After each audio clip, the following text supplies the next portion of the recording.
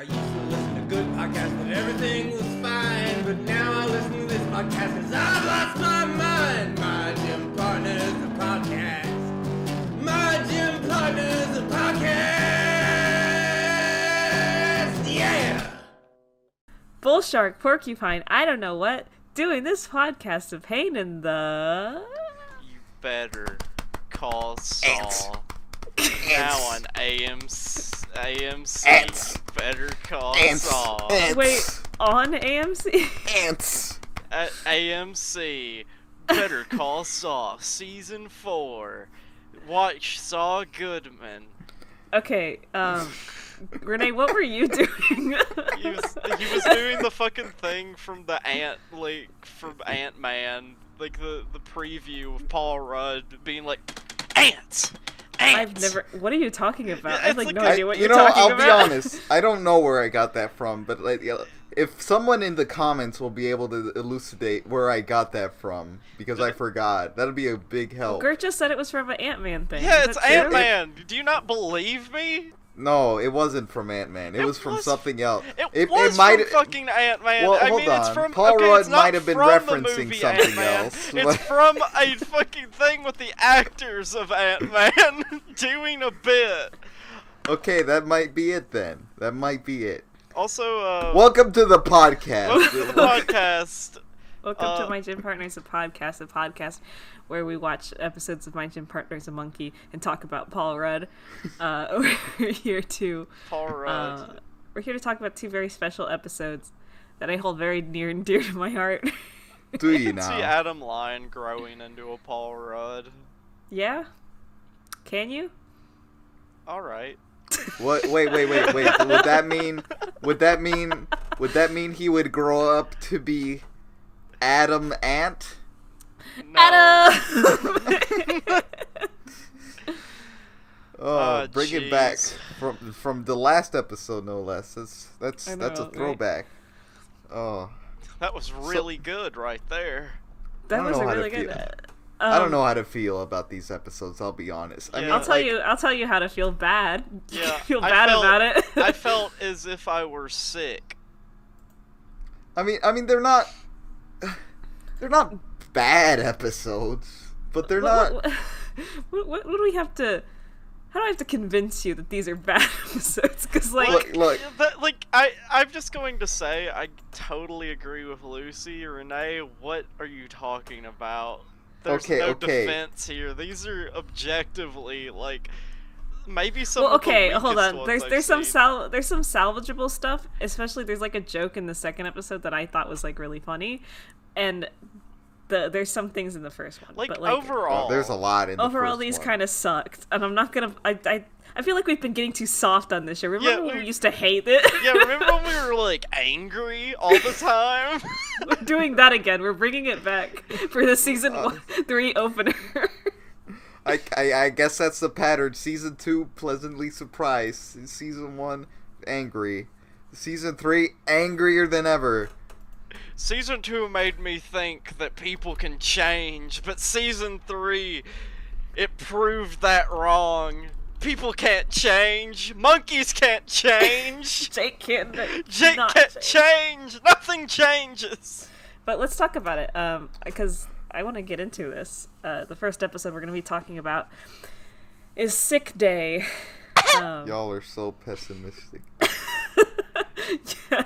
So this episode starts out, we're in the hallways of Charles Darwin, and we just see Jake's head pop from the top of the screen, and he gives a big smile to the camera, right at the camera. He knows what he's doing. And so he's doing Jake things. He slams into a locker, and he's like, like a group of nearby students give him a score on some cards. He's like, thank you. What did you think of that one, Adam? Adam, where's Adam? And he's like, oh, Adam must be a little late. He'll be here before Principal Pixie Frog's first announcement. And then, Hello. hello. Here's my first announcement of the day. I have a lot to say. And then Lupe just kind of cuts him off, turns one of the knobs, and she just says, I always wondered what those knobs do. I It's enjoyed That's a nice little visual gag. I enjoyed, like, the quickness of that little joke. Like, how snappy she just sort of, like, goes up there and... I really enjoyed foreground elements interacting with, like, background paintings. Yeah. Like, I thought that was fun. And so they're... Slips, Windsor, and Ingrid are there also, and Slips, I think, is the one who's like... No, it's Windsor, because I remember he literally looks right at the audience and is like, there's something missing from this picture. Something, like, non-furry. A small furless imp, he says. Imp? He said called imp? him an imp! He called him an imp. Somehow I forgot to write that down in my notes. I didn't even hear that. I Good think I was catch. too distracted. I was like way too distracted by him staring right at me. Just looking at you and saying, "You're under my spell." I think as we're going through this show might be like responding to our us? resentment of it. It knows how we feel and it's trying to change it, but like, can it? So they go to Mr. Hornbill's class. Jake's still not worried, but now he looks a little stressed out as Adam's seat is still empty. And Mr. Hornbill's calling out roll call, and he's like, lizard, hyena. There's a little gag about a hyena that won't stop laughing, and then he does probably the longest joke in this entire show that goes on for Adam, way This too is long. the most like obvious padding this show has for a show that has a lot of obvious padding, where he just keeps repeating Mr. Lion, Mr. Adam, Lion, Mr. Lion. I felt Mr. Adam Lion. Hey, I felt with this joke in particular, it kind of set off like a feeling in my brain about like just the way this show is typically written. I don't think they knew. I don't think they knew how much they could do with like without Adam. Well, like, yeah, that's the funny thing about it is that, like, I was gonna say this episode in particular has a lot of padding. Like, I feel like they didn't have much. Like, there was a lot of stuff they could have done, and they just like were like, we have no idea what to do if Adam's not here. Like, we have like no idea. Let's like draw out 2 jokes for no reason. It's like 3 separate instances where like it felt like it was like, all right, you're dragging on. Please. Yeah, and so like he does, and I should go back and like clock this and like put up on the screen how long this like sequence is, because it's too long. I would really love to know that, actually. Adam Lion. Mr. Adam Lion. Adam Lion. Mr. Lion. Lion. Mr. Lion, are you present? Mr. Lion. Adam Lion, Mr. Adam Lion. Adam, Mr. Lion. Adam Lion, Mr. Adam Lion. Lion. It appears that Mr. Lion is absent. And then, like, after a while, he's like, okay, I guess Adam's absent.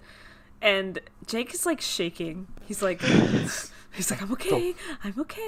Don't like, lose control. He's just essentially having a panic attack about this. He misses his buddy. Like, yeah, but, like, it's Adam. I mean, why would you miss him that much?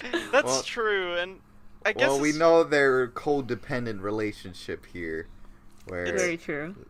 Their cyclical predator-prey-predator cycle. It's less that he needs Adam there because he's a friend, and more so he needs Adam there because Adam is sort of like a comfort.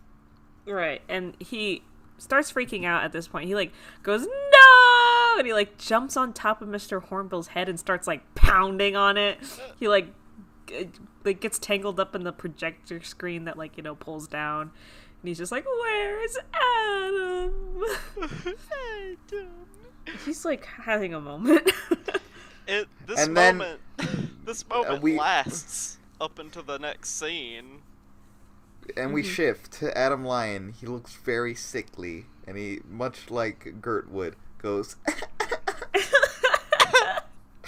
That's exactly what Gert sounds like when she tries to make me feel bad about saying no to her for some reason. It's because when you say no to me, I get sick. I just... Literally, before we did this recording, I was like, Gert, we have to record the podcast, and you said, oh, I can't. I have salmonella. Can I just play Minecraft in peace?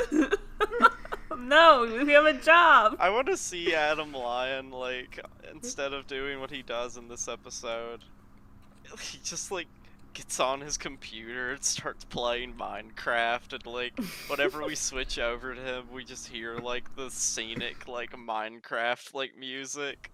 And, like, he doesn't even say anything. All you hear is, like, you just hear, like...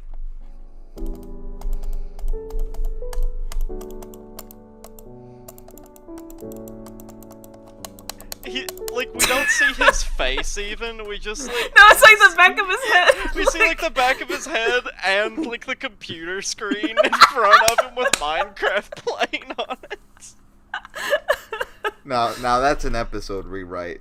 Yeah, but he doesn't That would do be- that. He just reads Captain Clowny all day. Yeah, so he looks really sick. He looks on death's door, to be honest. And I guess I'm assuming his mom. It's a female voice who's just like. It definitely has to be his mother. Yeah, she's like, oh, like you poor thing. Here's some ginger ale and all your Captain Clowny comics, and oh, you just take a break and maybe you'll be better for school tomorrow. Okay, bye. And she leves. I'm glad that we finally and got then to he, like hear a parental figure. Like, Yeah, finally. So I guess his mom is cool. His She mom sounds seems cool. His mom seems cool. His dad jumped around in a ball pit. Volleyball balls. That's his quote. That's a quote from him. So they seem cool. But Adam. Oh, Adam liar!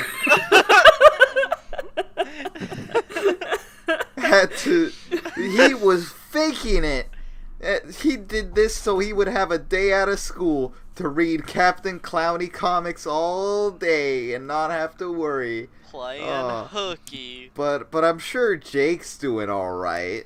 Yeah, he's like, oh, don't worry, Jake will be fine. And we cut back to Jake, and he's like looking into his locker, which is filled wall to wall with pictures of Adam. There's like a shrine, lit candles. Yeah, Cobwebs. he like holds up a picture of him and Adam, who and he just like looks at it and he's like crying. And then here's another padded joke where he just literally cries at his locker for like an hour, I swear to God. Yeah, it's amazing that these two episodes we watched are the same length, because the second one ended so much faster than the first one. It felt. This one's a bit weirder because we get this like minute-long sequence of Jake crying, and then we get Miss Chameleon coming out of nowhere, just doing a thumbs up. Yeah, I don't know what the joke was there. Like, somebody watch this episode and explain the joke to me. No. I think the joke was that, like, oh yeah, making Miss Chameleon proud, the thespian, is a real, like, sterling performance, Jake. But like it was real, but that was like just his genuine emotion. Like, yeah, he was that was actually just his genuine emotion, like, and like we didn't establish Miss Chameleon being there. Where is she? What is she? What is this?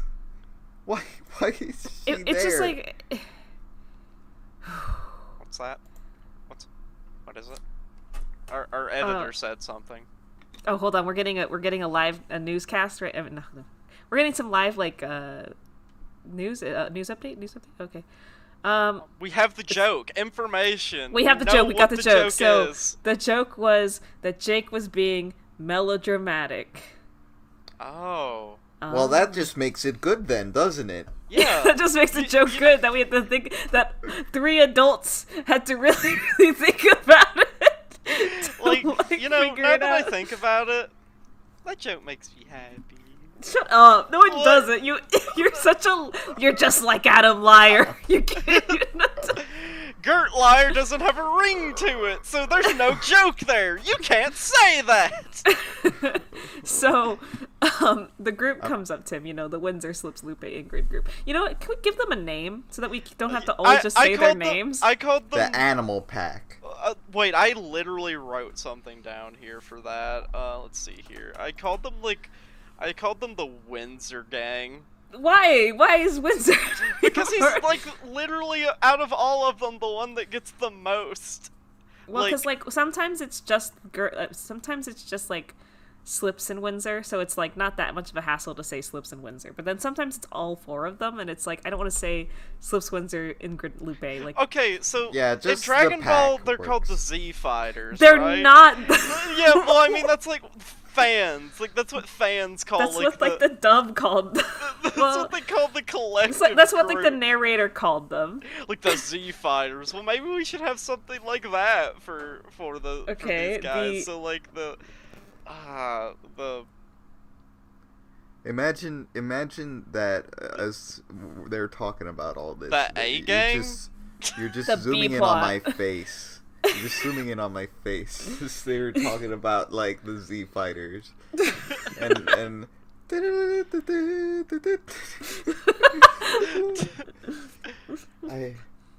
let's just call them the pack. It doesn't matter. The animals. They're all animals. Yeah, we can't. Renee. That would be confusing for an audio based.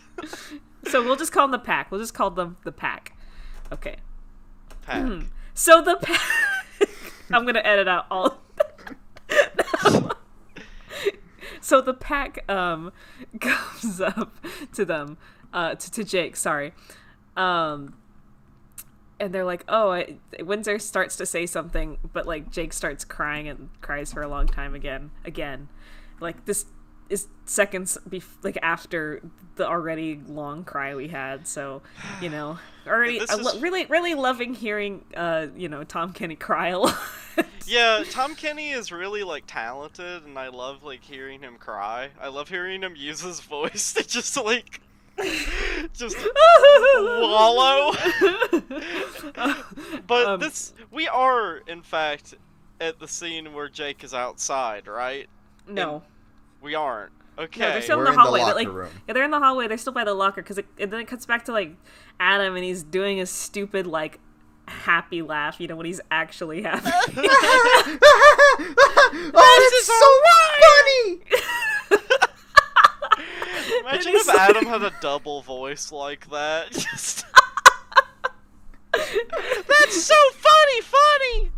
And so it's, you know, he's having a great job, and he's like, I wonder how Jake's doing without me. And you can like hear a distant crying, and he's like, oh well, and he's like pulls out a game circle, and he's like, I hope this day never ends. And then Gert, now is when we cut to Jake on top of like a little like hill in the playground area. I want to talk about what he is right now. Yeah, why don't you describe what happens next, Gert? So he's on top of a pole, and I believe it's not a pole. It's like a little field. It's a rock. Well, it's a tall rock. It's a rock in the playground. It is a perch. Yes, it's a perch for sure. And he's wearing a diaper. He's wearing a diaper. That is what he's wearing, yes. Is he wearing it? Is it because he's being like a baby? I guess, but I feel like just like the chameleon joke, it doesn't really translate well. I mean, I don't know. I gave that a pass. It's like monkeys wear diapers. All right. I think it would have been. It's call me crazy, but I think it would have been funnier if we like saw him. This sounds so bad. Saw him like put on the diaper, if you know what I mean. Like just like saw the transformation from like distraught Jake to like diaper baby Jake. So like Jake looking in a mirror with like this stoic expression, and he pulls out the diaper and he like puts one leg through and like another one through, and then like he pulls them up slowly, and he's just like he just stares at it for like. I mean, they needed more padding, so they could have done this. He stares at the mirror for like a good minute, like just like be like. Anyway, this is like I feel like this is a good 2/3 of the way through the episode, and they pull out something here where, like, you know, the pack is all concerned about him. He's not looking so good. I think Windsor says something like, oh, lovely diaper, though. And they're in Miss Chameleon's class. And again, Miss Chameleon's here, and she's calling roll call while doing some dramatic poses. She gets to Adam. Jake looks like he's about to have another fit, and then there's like a sound of like an audio tape playing that's like, "Hi, I'm Adam Lyon," or something like that, and it's a cardboard like cutout of Adam, like a really shitty one. Like it's basically like wood stuck together, and then somebody painted like a shitty looking Adam on it, and then like put it in a seat. And it's Windsor's like controlling his arm to make him wave. And then we get as if the shrine wasn't enough. Like, we get some more information. So, who wants to talk about this? I would like to talk about this. Windsor's piloting the little like wooden armature because he has experience with ventriloquism, but he doesn't have to use his voice because apparently he found also in Jake's locker just filled wall to wall with tapes that Jake has recorded of him and Adam's like dialogue. Every single one. He just ripped them from the first 2 seasons of the show. like we get a shot of like his locker that says like "I love Adam" on the outside, and it's like bursting open. It bursts open, and all these tapes fall out, and like one of the tapes like Windsor plays, and it's like Adam saying, "Stop recording me, Jake! Stop it! This is really intrusive." Why does he have these? He likes to listen to them sometimes. It's specifically for situations like this when he feels so alone. He'll have. But like literally from the day he met Adam, like from the moment he met Adam, he had this obsession. I guess he has a strange fascination with Adam Lyon. Like ever since he saw him, something just clicked in his brain. It was like something about his pathetic nature, his whiny, complainy self. Because that's the true veneer of Adam Lyon, the true draw of him, I suppose. So, like, Jake is instantly drawn to this cardboard cutout, and he's like, "You can have my book, Adam." Yeah, and he hugs him closely, tenderly.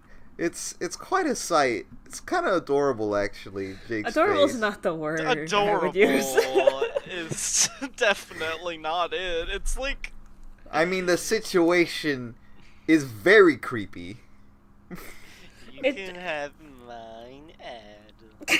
He says it like that too. Like, we're not making that up. That's how he says it. It's like, like leaning in, like coyly, like, "Ooh, you can share my book, Adam."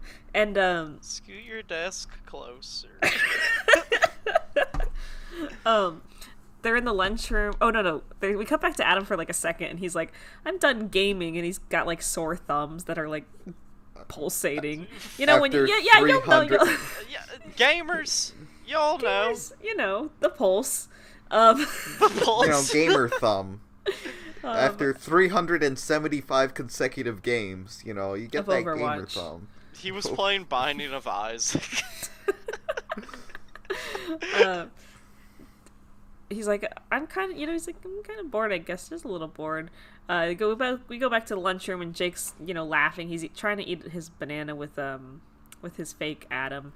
And he's like, "Oh, did you forget your lunch?" And I half expected him to say, like, again. Like, "Did you forget your lunch again?" But he didn't. And he, like, smashes the banana into Adam's face because he doesn't have a real mouth. And then he's like, "Oh, you got a little something there. Don't worry. I'll take care of it." And then Jake's tongue, like a frog, just, like, thump, like, sticks and starts, like, licking around fake Adam's face. He's lucky he didn't get a splinter. He is lucky he didn't get a splinter. I thought I would have a lot more to say about this, but as you're saying, like, the events that happened, I'm just like, yeah, that happened. Yeah, well, that's the thing. It's like okay, the premise of the episode is Adam is not here. Jake misses him, and they miss each other. Let's love each other. Then they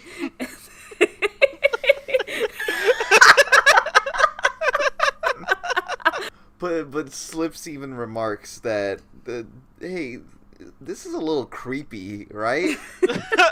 Yeah, they're like, don't like that. Like, this ain't right. But, and, like, just when you think, like, hey, you know, at least, like, Jake is feeling fond for Adam, like, he's, like, looking out for him more than he usually does. Like, we get a montage of him, like, basically disrespecting Adam, like, dragging around his corpus to use as a baseball bat. Diving board, you know, using it for a gondola. Well, yeah, part 5 JoJo's reference. He's like wearing a little, like, I don't even know how to describe it, like an outfit, a gondola, like a driver operator would wear, and he's like, this is the most fun I've ever had with you. It's kind of telling. Like, this is really adding to my theories on Jake's viewing of Adam Lyon. It's less of a friendship and more of just, he's a thing that just I keep around, gives me comfort, makes me happy. Adam Lyon. Then there's this weird conversation that happens next here after that, where, like, Adam is super bored and he wants to call, I guess, the school to talk to Jake and co. It's like, you know, he's feeling really bored. He wants to talk with his friend Jake. But, you know, of course, like, this makes sense. Like, he's like, I'd like to speak with a student. And Miss Warthog answers, you know, being all, well, you know, we can't just disrupt the student's class time unless it's an emergency. And then Principal Pixie Frog cuts in, you know, going on about, like, explaining it further. But, you know, bringing it back to lawsuit territory, like, that's the only reason he's talking about it. But then he says, you know, as I, Mrs. Warthog, would say. So saith Mrs. Warthog. were his exact words. That gave me a little, I liked that little joke. I enjoy Principal Pixie Frog's law knowledge. I hate when he does that. Jake finally realizes that he actually, like, breaks the dummy Adam and is like, oh. Well. I mean, it's already had some wear and tear, but, like, yeah, he finally breaks the face of it. And, you know, the pack shows, like, walk over and Windsor's like, you know, we had to do it. And he's like, oh, well, you know, I knew it wasn't real the whole time. I mean, he didn't complain, like, once, so, you know. Like, it's obviously not it. Like, he didn't complain when I used him as a diving board. You know, like I usually do with him. But then we're back with Adam, and he's at home, and he's looking out the window at all the kids playing. He's like, oh, the only bad thing about, like, skipping school is, like, when school's out, you can't go outside and play. And why I'm not like, just say you're better?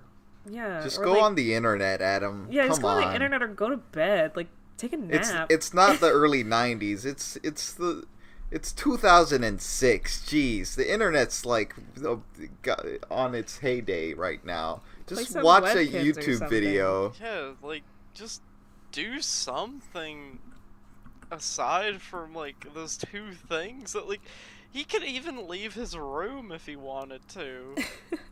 He'd watch some TV or something. Like, can I sit on the couch for a bit?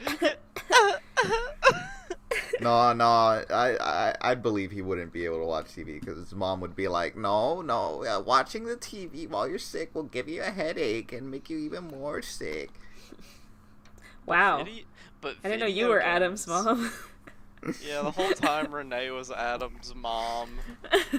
And it showed the whole time you're always looking out for the boy. As Adam was looking out the window, Jake, like, smushes into it, and he, like, does, like, Jake, and there's this really tender moment where he opens up the window and, like, they hug, like, really hug. They like, spin around even. Yeah, like a lover's embrace, but then they, like, pull away from each other and kind of, like, awkwardly, like, look down, and it's like, no homo, bro. So as they're doing this little hug thing and they have, like, a little conversation, they're there's something in the background, like we're inside Adam's room, and we're at like an angle we haven't seen before.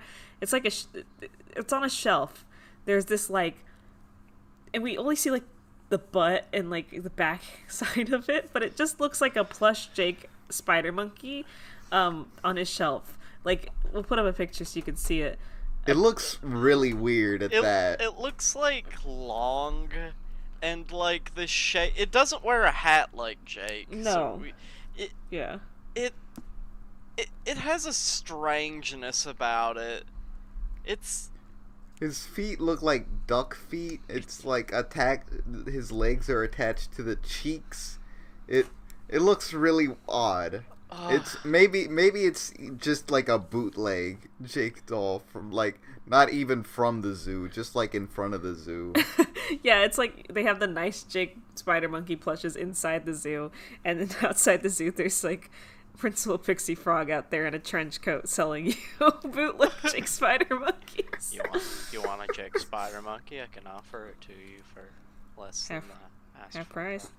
But the question is, Adam has this? Yeah, Adam does have this, and part of me wonders if Jake gave it to him.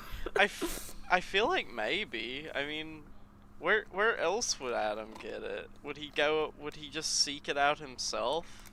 Does Adam ever go to the zoo? I wonder. He's had to have visited like his friend there. Do you think he went to the zoo before he got transferred? Oh my god. Man, that'd be weird. Like if knew Jake. Like, oh, hey, you're that kid I saw in the zoo swinging on the tire swing. Yeah, you're that kid who watched me swing on the tire swing. Yeah. Oh You yeah, wanna be friends? cool. Well, cool. Oh yeah, I want to be your friend. All right. Awesome. We're friends. And now here we are with their like years later. This relationship developed. There's still no homoing. No homo though. No homo. It's middle school. They'll learn eventually. Jake is like, oh, I came to bring you your homework. I didn't want you to fall behind in your studies. Thanks. What did that mean? I don't know. Like I didn't want you to fall behind in your studies, or just like. Not like there's a pause between. I didn't want you to fall behind, in your studies. I guess it was supposed to be part of like the add to the awkwardness of their no homo moment. That must have been it. You know what, y'all are right. This is tiring. So we're at the end here because then I forget exactly how we get to. I think it just transitions. So now Jake is absent from school. It's just Adam sitting, and he's shaking just as Jake had the day before. And then suddenly there's a cardboard cutout Jake that Windsor has made, and it says something in an audio tape, to which Windsor says, "Look at my butt!" Yeah. Windsor's like, I made this tape myself. And then Adam says, with no emotion, "Zuh?" Zuh? Stop recording me, Windsor. Was another thing that was recorded by Windsor. Yeah, that's sick day. That's sick day. I mean, I guess you're right. As I was watching, I guess I just was thinking of the potential more than what happened. I mean, like a lot of what happened that episode, the subtext that it was actually text. Yeah, I mean, we got a lot about Jake obsessed with Adam and how dependent they are on each other. But other than that, like, just like nothing else really happens. Really nothing happens in this episode. It's really hard to talk about this episode, and we're sorry. Yeah, it is a lot of padding. We managed to get this far, around 30 minutes in, and I think that's a miracle. So anyway, let's talk about our next episode. The Cuddlemuffins. This episode is... Now this episode sucks for real. I agree with you here. This actually really sucks. I think I blocked this episode out of my mind. Like, I was vaguely aware of it, and then as soon as I started watching it, I was like, oh yeah. And then as things started happening, I was like, oh Oh, right. Oh. Oh, no. This episode is uncomfortable. How about you start us out, Gert? Yeah, I will. So, this episode basically starts out with Adam Lion just standing in the hall as normal, and he notices something. There's a little bitty lamb. There's a little bitty lamb, and it's going, please give me a huggy. And he's just like, aw, yeah, I do. I want to give your little baby a hug. And, like, he goes for it, but Jake swoops in, and he's like, get the fuck out of here! Like, scares, like spooks the little, like, lamb away, and he's just like, pay me for my services later. Like, this was necessary. I did you a service. Saved your fucking life. Adam, you better be grateful. And he just leaves, and Adam is confused, because Jake never explains himself. Until Very true. He never explains himself until there are actual consequences that have been paid. It's the classic cartoon sidekick trope. The cartoon asshole sidekick trope. The cartoon asshole sidekick trope. They're in gym class, which I was gonna mention that, like, I feel like we haven't been to gym in a while. Is that just me? Something funny about that for the show. More like my civics partner is a monkey rather than my gym. More like my school bully's a monkey. My complicated. I have a complicated relationship with this monkey in school. My partner's a monkey.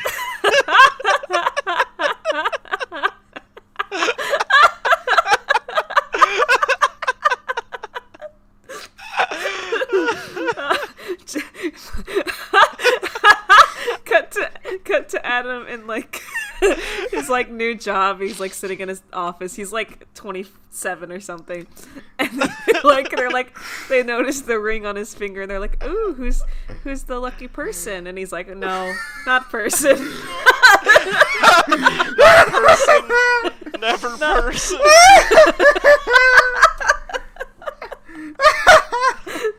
No, you see, what are you my partner's a monkey. My partner is a monkey. My partner. Life partner's a monkey. My life partner's a monkey. Bullshit, porcupine. I don't know what. Going to this school's a pain in the. No, they're not in school anymore. Sweetie. Married to this monkey's a pain in the. Going to this college is a pain in the. Bullshark porcupine, I don't know what. Married to this monkey's a pain in my ass. My gym partner is a bitch. God, I'm so tired of this relationship. I want to get a divorce. What's happening here? This was a mistake. Adam, the children, you have to take care of them. You have to bring them to school today. Little Apple has soccer practice and piano class. Oh my god, they get a fucking, like, they actually have a child, right? And they fucking name her Apple. After the fucking egg. We're having a lot of, like, speculative, like, ideas. We're not even, like, 30 seconds into the episode. We don't wanna face it. Free huggies. So he's in gym class. And he's gonna, he's like, wub my belly. Yeah, there's like a little goat that's like, wub my tummy wub, please. And Jake swoops in, grabs Adam, and slam dunks him into a basketball hoop, and is like, pulls out his notepad, and he's like, I'll bill ya. One thing I noticed about this little goat's, like, just the way they were drawn is they were uncomfortably shiny, and I didn't like it. In the belly area? Their belly was very shiny, like it was oiled. That's his secret. They hate it. You know, Adam's at the candy dispenser that's in the hallway, a vending machine, I guess, whatever. And he's like, "Oh boy, an actual like chocolate bar." The rest of it is like called Vine bars. Yeah, it's stupid. A little miniature horse girl comes up to him and is like, "We huggies?" And he's like, "Oh, okay." And he gives her a hug, and she just reaches into his back pocket and pulls out his money and like takes it. Adam gets mugged. I wouldn't call it mugged, I'd call it pickpocketed. Yeah, I guess pickpocketing. Yeah, so she takes his money and as he goes back to like, you know, get his candy bar, he's like, "Oh, I don't have my money anymore. What the heck?" Jake shows up and he's like, "I'm here to collect." It's time. I need my money. It's funny how Jake is protecting him, quote unquote, but is essentially doing the same thing, just his method is different. So he's running a protection racket, see? Yeah, so Jake is like, I was protecting you this whole time to falling victim to the Cuddlemuffins. And Adam's like, "The what? What are you talking about?" The petting zoo kids. Come on. Jake is essentially doing the same fucking thing that like you see in like shows, like superhero shows, where it's just like, I'm protecting you, but if you don't pay me, I'm going to get you. I'm going to beat you up. I mean, yeah, that's like the mafia, like racketeering sort of thing. Yeah. But Jake explains that like the Cuddlemuffins are the biggest grifters in CDMS, to which like a siren call, Principal Pixie Frog in a trench coat comes in and he's like, you wanna buy some CD? You wanna play some LPs? You wanna buy a grand piano? You wanna buy, like, this goes on for a little bit. You wanna buy some jewelry for your lady? He said, for the lovely lady. He says something like, "Yeah, buy a golden collar for your lady," and I was like, I don't want to buy a golden collar for my lady from Principal Pixie Frog. I thought you didn't want to be sued, Principal Pixie Frog, yet here you are offering illicit services to students. That's not Principal Pixie Frog. That's just a strange guy in a trench coat. Oh, I suppose. Yeah, you're right. Regardless, Principal Pixie Frog probably shouldn't let him in there. So I said this to like a thing that Jake does, but like I'm noticing it here. Maybe the appeal of Principal Pixie Frog, and you're gonna hate me for saying this. Gosh. Maybe the appeal for Principal Pixie Frog is similar to the appeal. No, I know what you're gonna say. Reagan from I knew Mob Psycho 100. I knew you were gonna say that. So, Principal Pixie Frog, con man with a heart of gold. He's a con artist. He's a con artist, but also a mentor. No. Listen, Adam. You don't know how to use your psychic powers, but no! I'm the world's greatest psychic expert, you see. That's why I'm a frog. You know, Adam. And I can teach you. I can be your mentor. Don't use your powers against people or animals, Adam. It's not right. Thanks, Principal Pixie Who's Dimple? Frog. Who's Dimple? Who's Dimple? Jake, of course. Fuck, you're right. Fuck. No, I refuse to let Jake be Dimple. Why? Why? Well, is I know this why. Wrong? What do you mean you know why? Don't out me! Okay. Dimple is Mr. Mandrill. Yeah, alright, that works. Then Jake would be like, Jake needs to be like, what's the name of the blonde kid again? He would be Teru. Teru, he would be Teru. He would be Mob's brother. No. The Teru thing definitely fits Jake. Windsor would be Mob's brother. Yes. Oh my god. God damn it. We're making this happen. We're making this crossover Time to happen. reanimate Mob Psycho. Mob Psycho. to have my gym partner. Adam Psycho. I'm imagining these characters that we love so much from Mob Psycho being drawn in the My Gym Partner's a Monkey art style, and it's like really just like making my brain light up red. Making a bunch of alarm signals go off it. Like, abort, we gotta get out of here. It's like a forbidden thought. The episode. Where were we? So Jake, she's like, I don't need your protection. You see the little miniature horse like eating some pellets that she got from like a dispenser using Adam's money. And Jake's like, tries to offer him like a protection plan, $20 a day, but he's like, no, I don't want that. And Jake's like, all right, well, my number's on the pamphlet if you need me. He like walks away, and then the petting zoo kids kind of like jump at him. They just start to like reach into his pockets. Yeah, this is where it got really uncomfortable, where they're like, free hug. They're like, free huggies, and they're like hugging him, but they're also like really trying to like they're not even like being tricky about it. They're straight up just mugging him, like desperately reaching into his pockets. He's like, I don't got anything. I don't have anything. I'm dry. And they just start squealing, crying in the most terrible way. It pierces my mind. I remember this like scene being kind of like creepy because like they don't scream for a long time. It's just like they start screaming and then like it cuts. And so Adam runs away from them and he runs into a supply closet, and it's like, pitch black, but you can see his eyes and mouth, like a cartoon. And he's got this weird smile. Yeah, he looks content, but also scared. And then other eyes show up, and the kids are in there trying to hug him and steal from him, and then he runs out of the supply closet, and they're there also, and he's like, what do you want me to do, sell a limb? And they just kind of like look at each other and then look back at him and smile. Oh, there's like, I don't know if we mentioned specifically, there's like 3 of them. There's like a lamb, a little miniature goat, and horse, and he's like, just give me 1 hour and I'll get you what you need.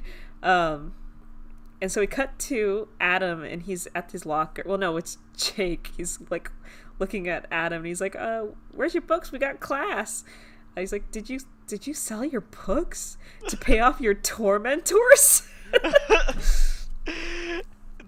It's really like strange, this like dynamic that Adam has formed with these animals, because it feels very like it feels like his addiction, like he needs to keep like throwing money at it. Like, this episode really feels like an after-school special. Like, not even like trying to you see it's kind of parodying like an after-school special thing of like all bullies and whatnot trying to take your money, but like it also just feels like straight ahead, like forward, because it feels so like visceral and wrong that this is happening. Adam like sacrifices so much to these Cuddlemuffins, and it's terrible to see. It's terrible to witness. It is. It's like watching his like life like get taken away from him. It's like watching Kaiji. All right. You want to talk about Kaiji now? Reference. Yeah, I guess Kaiji now? You know you're the only one who's seen it. Well, maybe let's talk about Kaiji. Yeah, let's talk about Kaiji. So Kaiji is the show where it's about a man We're not talking about Kaiji. We're not talking about Kaiji. They're at the lunchroom. He's like, "Where's your lunch?" And he's like, "I already ate it." And he's like, "No, you sold it, didn't you?" And the pack is there, and they're talking about it. They're like, "Oh, you fell for the Huggies. There's no such thing as free Huggies, Adam," says Ingrid. And then she says, "But I'm offering mine at a discount." God. Blink, blink, blink. And everyone at the table starts like laughing. Which I think is a weird reaction. Ingrid, you funny gal, you. I don't know what's going on. I feel like I'm in the other world in this episode. That's what this episode feels like. It feels like a mockery of like an after-school special where like there is no like responsible like adult to help you, because the next day we're in Principal Pixie Frog's office. And Adam is only in his undies. It got to this point, and Principal Pixie Frog is like laying Adam, my boy. He keeps calling him son. Listen, son. You know, if you're having trouble with somebody, you know, I found these textbooks in the antique store while I was antiquing. And not at the pawn stop. The pawn shop. Yeah, he antiques. Supposedly. Principal Pixie Frog goes thrifting, apparently. But so he's like, Adam, my son, listen, you know, if you need anybody to talk to, I'm here. I'm your principal. And like, you know, even if it's embarrassing, like he even says that he's like being really gentle. He's like, you know, even if it's embarrassing, you know.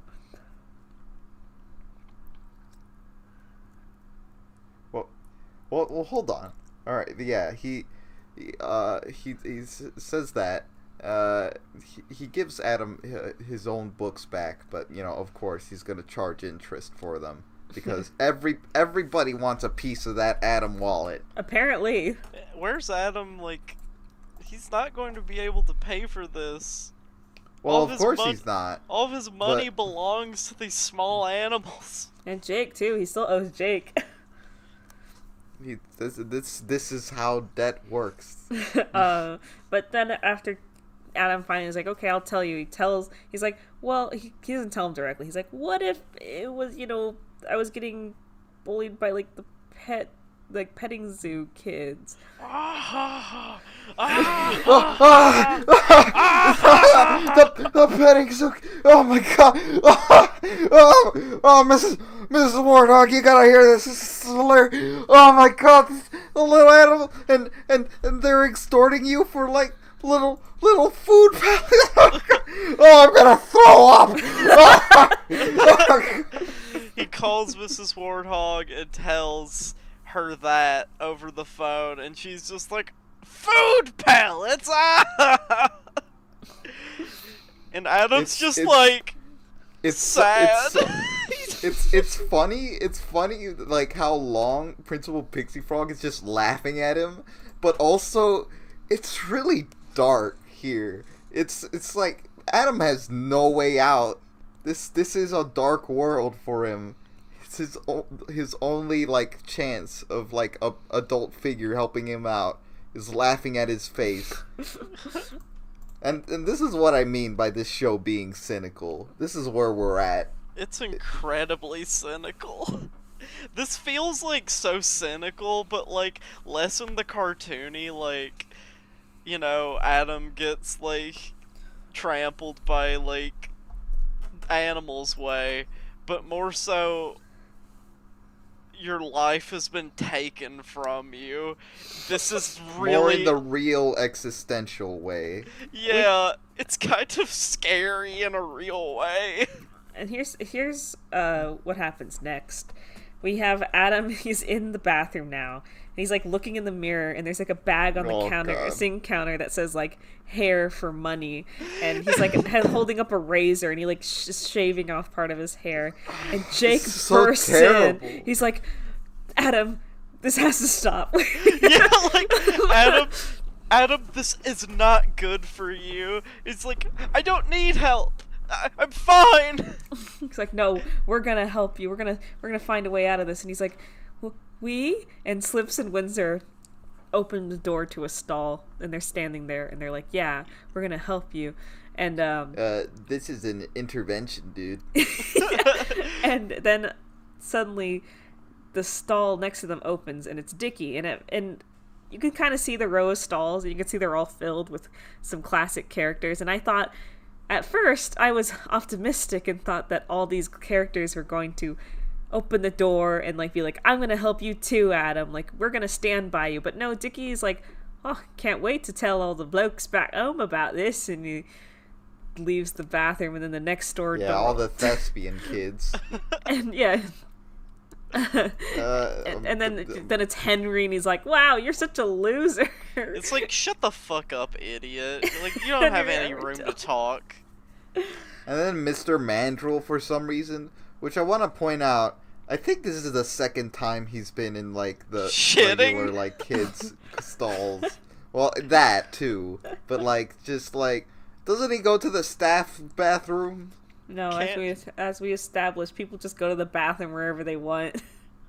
It's disgusting. It's awful. Literally everywhere. And then here's the best joke in the entirety of these two sets of episodes, where Windsor looks at Slips and is like, Slips, weren't you supposed to do a stall check? And he's like, I did. You just didn't ask me what I found. And then Windsor's like, oh, well, good point. Like, fair. That's my bad. That's my bad. I also want to mention a small detail that we learn about Adam Line is that his head is so square, it's so square, it's so square, it has an angle, it has angles, it's so ugly, I hate looking at his shaved head. Windsor, Slips, and Jake are like, let's discuss what we're gonna do, and then they walk into a stall together and close at the doors, and then they hear like Windsor goes, uh-oh, Slips, you're supposed to check the stalls. And he's like, I did, again, you didn't ask me what I found. And he's like, poopy joke, toilet humor, poopies. But no, it wasn't. It was the bastard children. It was the children of the corn. The bad lamb, the bad horse, the goat, the evil ones. They were all so the Cuddlemuffins are there hugging them, and Jake that's and the name. Windsor and Slips are like falling for their spell. And Adam decides that, like, after I think Slip says they're just so fluffy, man. Adam's like, oh, I have an idea, an awful, evil, terrible idea. And his grin grew. And he like holds up the razor and he like walks into the stall and he shaves everyone there. And so then we have in the hallway, the petting zoo kids are standing there like free huggies, but they're just naked. They're like shaved completely, and they look awful. They look like baby. They look bad. They look like baby old men. They look like chicken. So like that's the end of like the Cuddlemuffin racketeering gig, but also, whoops, Adam shaved Jake, Windsor, and Slips, and they're pretty peeved off about it, and we get this one final joke where Ingrid comes back about like I don't know about. I'm charging full price for my Huggies now. Yeah, she's like, you guys after are gross. looking at them all. It's a really funny shot of like Windsor, Slips, Jake, and Adam just like shaved and half naked, like just looking up at her. Like... And then Principal Pixie Frog. And you wanna buy some artificial hair? This little like. Something about the way Principal Pixie Frog was beckoning, like, people to, like, deal with him was so funny to me. Just the, hey, you wanna buy a grand piano? And that was that episode. Woohoo! Woohoo! So, yeah, that one's, it's whatever. These were fine, I guess. We're just getting... I don't know. Cuddlemuffins definitely took it out of me. Like, Sick Day, I was, like, I'll be honest, I was alright with it. Like, there was a lot of padding. There was, like, a lot of nothing to it. But I do enjoy the little Adam and Jake moments that they have even with all the like terrible, creepy implications of it, like, you know, that they could get somewhere to some understanding sometime. But the Cuddlemuffins was just creepy. Creepy and weird and bad. It just made me feel strange, and I didn't like it. Let's hope this isn't the tone setter for season 3. Yeah. By the way, start of season 3, everybody. Season 3! Season 3! Well, how about we look at some actually good art, and we look at a piece of fan art we got this week. Would you like to talk about it, Renee? Yes, I would. Alright, so, at Ian Italiano Art, once again, they write to us. I got inspired by MakePap and made my gym partner's a monkey self-insert.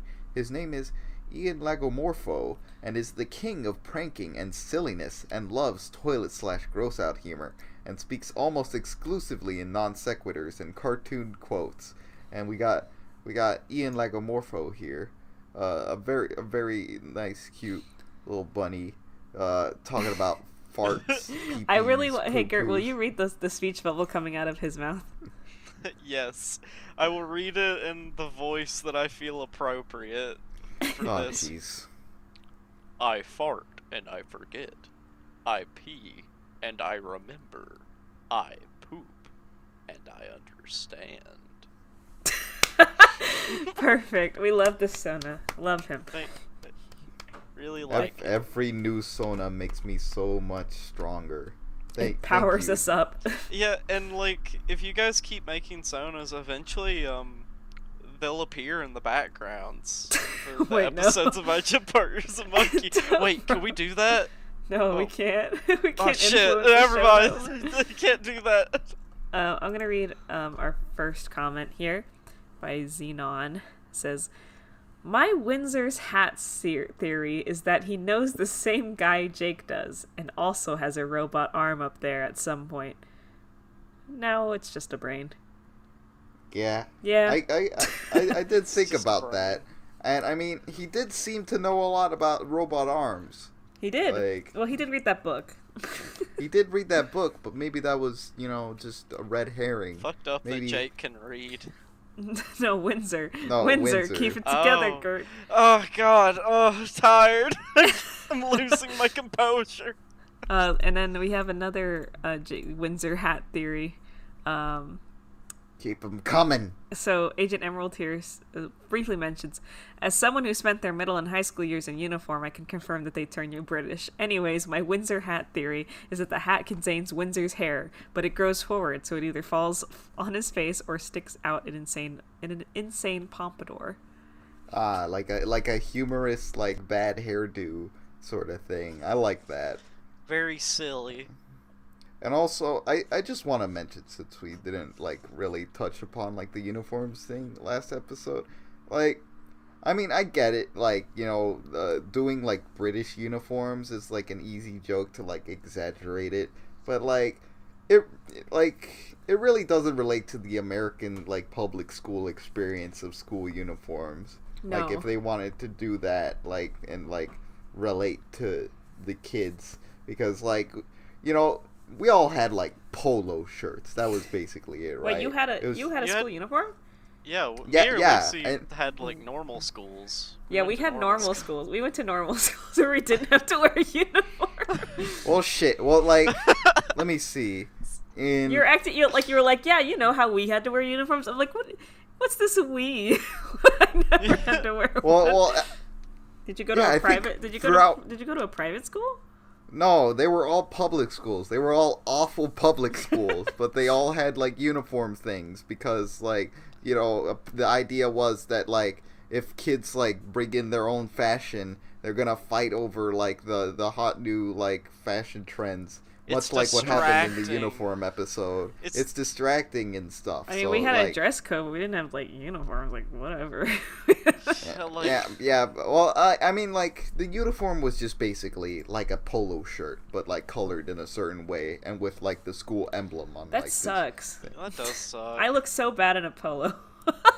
I do, too. That's why I wore, a black hoodie every day in Florida. So you were allowed to wear things over it? Yeah. So, like...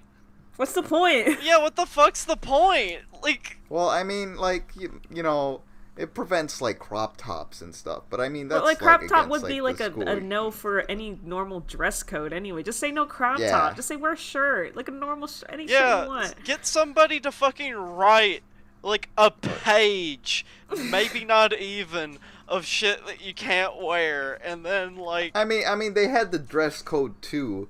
Like, but the polo shirt was on top of the dress code. Here's like, a dress... How do you have a dress code with a uniform? You're just like, wear the uniform, and that's it. That's wear all the you're uniform, allowed. but don't. Well, like, you know, that's the thing. It's like you got the uniform shirt, and then you gotta, like, specify the pants, and it's like, oh, it can't be above, like, the fingertips and whatnot. Did the girls get to wear pants at least? Yeah, the girls get to wear pants, but, like, you know, they can't wear skirts, like, you know, shorter than, like, where their fingers go, all that, you know, the basic... That's dress code, Anyway, dress code, uniforms, bullshit. I don't know what I wanted to stress. Anyway, going to dress like public this schools just makes me, like, feel bad. Red Wolf Joe 3 called us out on live television. Says, you kids don't know your darn tropes. The joke goes, and it's saying character, what did you say your name was again? And then a mysterious stranger replies, I didn't, which adds to the mystery. But in the last episode, they were subverting the trope. The man's actual name doesn't matter, just that his ominous aura falls flat. Also, Samurai Jack was huge at the time. That's the comment. I didn't know. Well, I'm sorry. Listen, it wasn't a very good joke. It wasn't a great joke. I'm sorry we missed, like, the subtlety and, like, the finesse of this, like, incredibly well-crafted, like, humor, but... Alright, even disregarding this, like, you know, sarcasm aside, it just... Yeah, sorry. It just doesn't really... That joke on its own is like, yeah, alright, it's a very serious character, but his name is I Didn't. It's just not a good joke on its own. But I get it more now. I understand more now. I do like, you know, what was good was that, like, at the end, like, where it was revealed that he was a circus performer, he had, like, that big goofy smile on his face, and it just wasn't so serious after all. It was just some weird affectation. That was a nice visual gag. Just him going, Yeah, but thank you for pointing out our incompetence. Thank you for making us realize that we get things wrong all the time. See, we're not perfect. We suck. I don't know about y'all. Next time, we're going to be talking about the episodes, and we're doing them a little out of order, if I remember correctly. Yes, because in the direct chronological order, the next episode would actually be the big field trip, which we're saving that one for our 30th episode special. Ooh! Yeah. So instead we're going to do a few in between, or just one in between. We're doing the episodes, the Spifanos and the Little Mermonkey. Which, I'm assuming the first one's going to be about the Spiffies. I can only imagine what the second episode's going to be about. I have a theory about the second episode. Mm-hmm.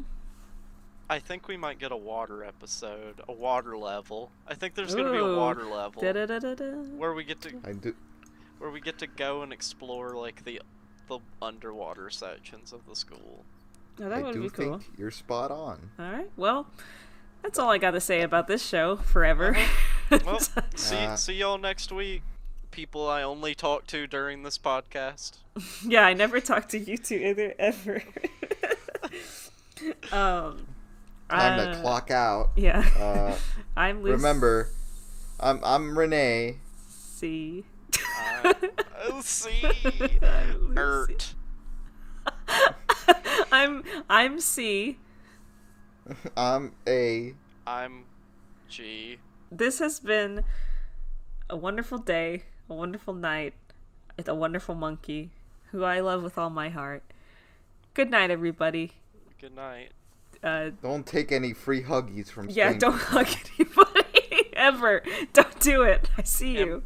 And buy some cheap products from your local guy with a trench coat.